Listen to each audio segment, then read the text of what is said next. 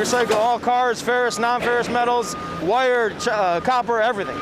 They sure do at Great Lakes Recycling in Livonia, where Scott says the market is at a 15-year high. Not only up, 300% up. You could make 300% more on junking your car this year, right now, than you could last year. Their goal is to recycle it all. This whole facility is a landfill-free zone. I mean, this place, nothing gets thrown away in any way, shape, or form. It's all recycled. The process starts with the battery. So we'll probably produce 3 to 4 pallets a day of these end-of-life batteries, where we can then send them off, like I said, to either be rehabilitated or recycled into new batteries. Safety is priority number 1, which is why no step is ever skipped. They're going to inspect this engine compartment for the battery. There's no battery in the engine compartment. They're going to note it with a yellow X, and the car is cleared to go into the next phase. That next phase is draining the fluids like oils and gas to properly recycle those. Then the real destruction starts. He's clearing the motor bay. He's going after the aluminum radiators. He takes that aluminum radiator, he's putting it to the side. Next, after he gets all that aluminum, he's going to go after the dash and the motor for the harness wire, the copper. But he's not even close to done. That's your motor transmission combination. So he's going to set it over here for the guys to come over.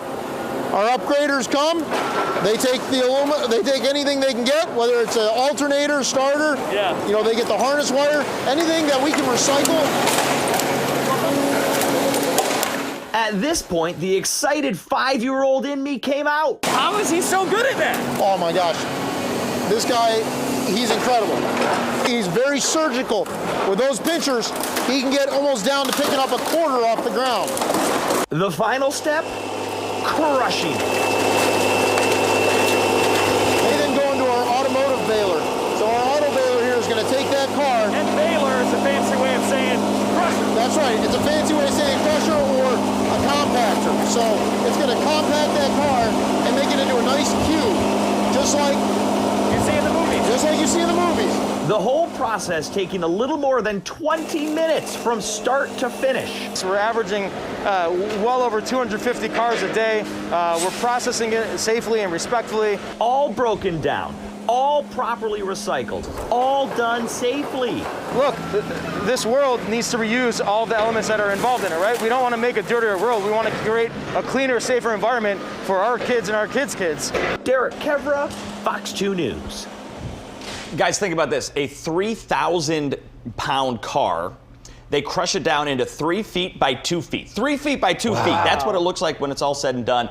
They do, so if you have a car like sitting, maybe grandma's got a car, she doesn't drive anymore, or a junker car sitting somewhere, they do accept it from regular people. Their website is glradvanced.com.